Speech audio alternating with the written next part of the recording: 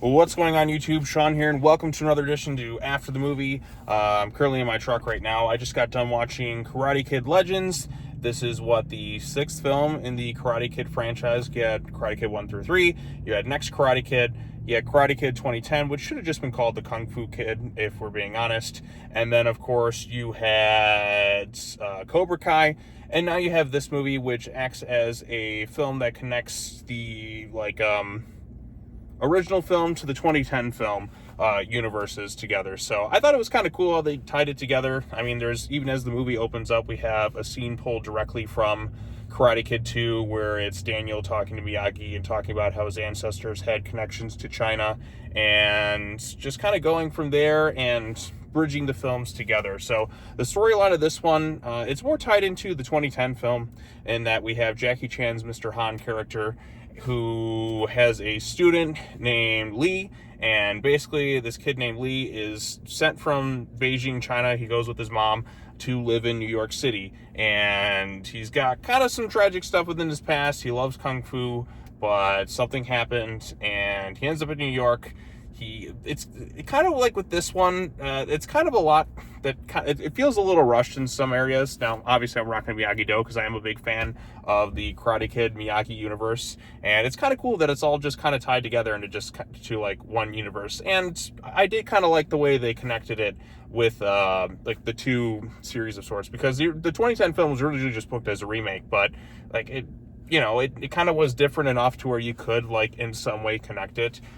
So this one, we have Jackie Chan back as Mr. Han. We have Ralph Macchio back as Daniel LaRusso, fresh off the Cobra Kai series. Now, I love Cobra Kai. I think Cobra Kai is the peak of this franchise. And I knew going into this thing, since it's not the same creatives involved, I didn't expect it to be as good as Cobra Kai. I just went in like, okay, just give me a quick 90-minute film, entertain me, give me some fun Karate Kid related stuff, and we should be kind of like good to go from there. And that's basically what the movie really does with it too. So in fact, I will say though, if you're expecting a lot of Ralph Macchio in this movie, don't.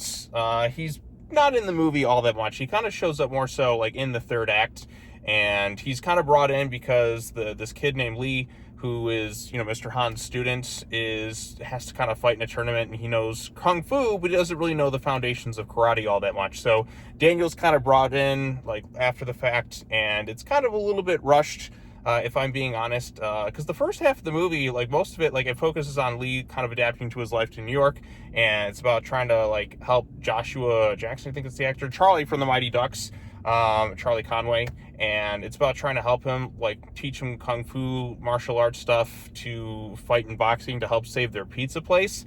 Yeah, like, that's not really showcased in the advertisements, but that's kind of it. But even then, like, I still was enjoying, like, the first portion, even without, like, Daniel brought into the mix. In fact, I almost wish they didn't advertise Daniel in this thing, kind of kept it a surprise, because that would have been, because like I said, he's not in the movie all that much. And you know what, I'm fine with him not getting as much, like, focus at the forefront, because he just had Cobra Kai, and with Cobra Kai I was blessed with like several seasons of TV show. You can dive into the characters a little bit more. Here it's just over 90 minutes long, and really just Lee is kind of the focal point of this thing. And the guy who plays him, I'm not sure, there's like Wang is his name, Ben Wang maybe, I'm probably getting that wrong, but like he actually is legit, like, very charismatic. His martial arts skills are fantastic, and he plays well off Jackie Chan. Now Jackie Chan, he's kind of there at the beginning, then he kind of comes in the middle point. It's like, okay, we got to have a bully, we got to have a tournament and all that stuff.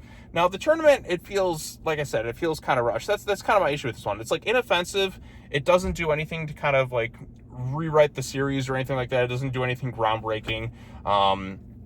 It just kind of knows the formula of the franchise, like these types of movies. Like, okay, we got this, we got to set up the boy, got to set up this thing, got to set up the tournament. You can kind of predict wherever this movie is just going to go. There's not really too much in the way of surprises, although there is a fun cameo at the end of the film. I won't say who it is, but let's just say it's my favorite character from Cobra Kai. And if you see my Cobra Kai videos, you're going to know who that is. I mean, this thing doesn't really reference much of Cobra Kai, aside from the one cameo at the end, and I've pretty much kind of given it away, but that definitely got some laughs out of it for me. Like I said, the kid Lee actually is a likable, like, lead.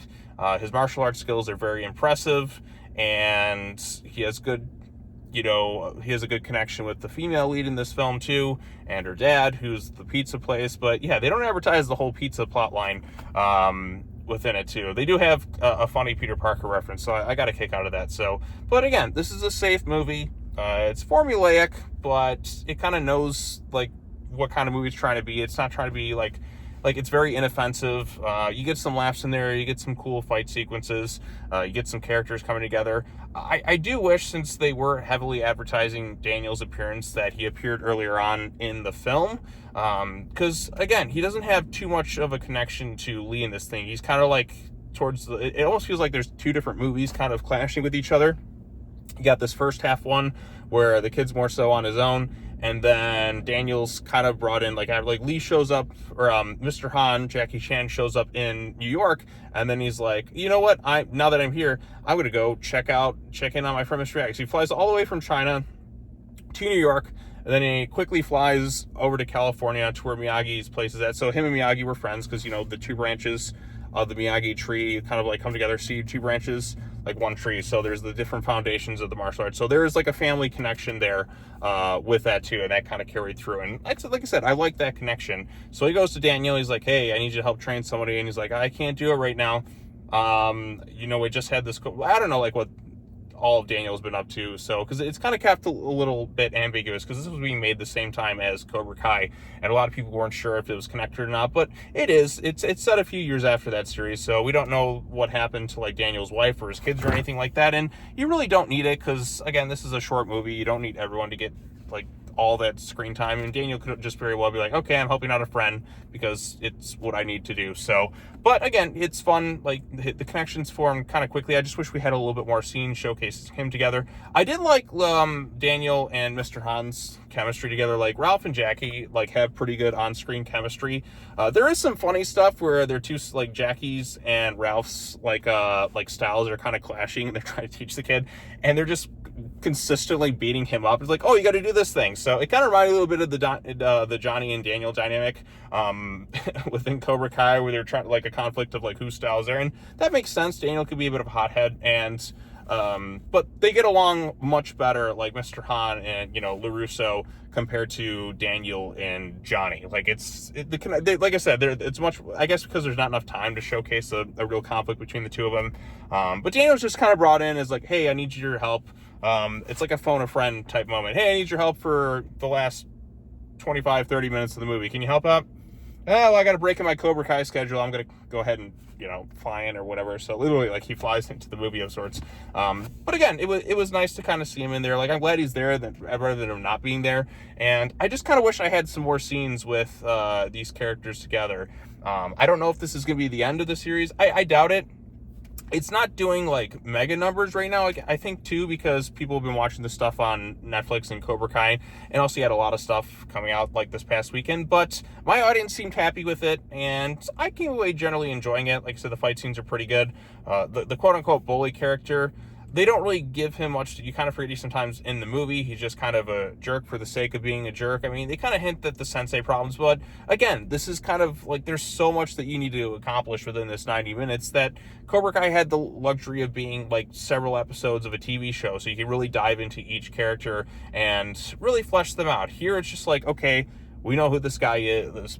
Bad guys for the sake of being bad guys. I mean, the sensei didn't really leave like much of an impact at all. So I almost kind of wish that they like almost went the TV show route and gave us a couple episodes to kind of build up this whole story. Maybe I'm spoiled from what Cobra Kai had just done, and you know, sometimes it's good to have the movie format. Like it worked better in the original Karate Kid, but here it's like I almost just want more because I've been kind of spoiled with the whole Cobra Kai angle. So yeah, but as it stands, like I did enjoy Karate Kid Legends. I'm a fan of this franchise. It gave me pretty much mostly what I wanted. I don't think it's the strongest entry in the series. Like I said, I didn't expect it to be as good as something like Cobra Kai, but in terms of like this movie, I do think it's better than some of the Karate Kid films. Like it's definitely better than Next Karate Kid.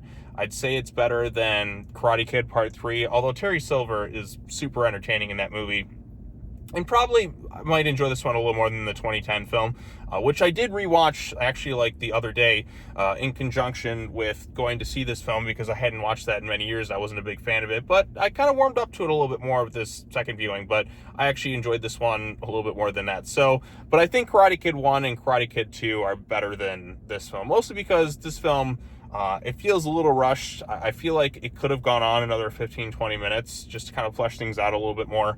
And I would have liked more scenes with Daniel interacting, since he's brought into the movies and all the advertising, to see him kind of like connect more with Han and Lee, the Karate Kid in this film. But I did like some elements of the Karate Kid actually like being kind of a mentor of sorts to some other people involved. So it's fun, it's likable, it's got some comedic elements, it's got some good martial arts in there. If you're a fan of this franchise, then you'll probably enjoy this one. Again, it's not like the greatest thing the series has had to offer, because again, I think some elements are rushed, and even the final tournament, which they did kind of tweak it a little bit. They gave us some kind of new and interesting things. It doesn't have the wow factor of like being at the tournament. Like when you got to the original All Valley, like you really felt that. You really felt the build up. Like this one, it's like, okay, we got this whole thing, we training somebody, and then it's like, I'm going to enter this tournament and all that. That felt kind of tacked on, but you're watching Karate Kid. You want to see some sort of fighting action going into it. Although like Karate Kid 2 didn't really have that, or next Karate Kid. But the tournament elements, like I like the tournament elements to it. So, but yeah, I've been rambling on long enough. Like as a fan of this franchise, I did enjoy it, and I hope to see more within this series. I don't know if it's another type Cobra Kai type TV show or whatnot, but I am glad I saw it, and I kind of want to see more. Let's see what's happening. Let's bring like some other characters from the Miyagi-verse together into something really interesting. So. But get the Cobra Kai creators involved, because they know how they understand this universe better than anyone. But this was a nice attempt. Like I said, it's good enough. Like it's solid, it's fun. So, yep. Anyways, that's all I have to say. What did you think of Karate Kid Legends? Post your comments down below. Be sure to like this video, share it with friends, subscribe to the channel for content, hit the bell for notifications, all that fun stuff, and I will see you all in the next video. Peace out.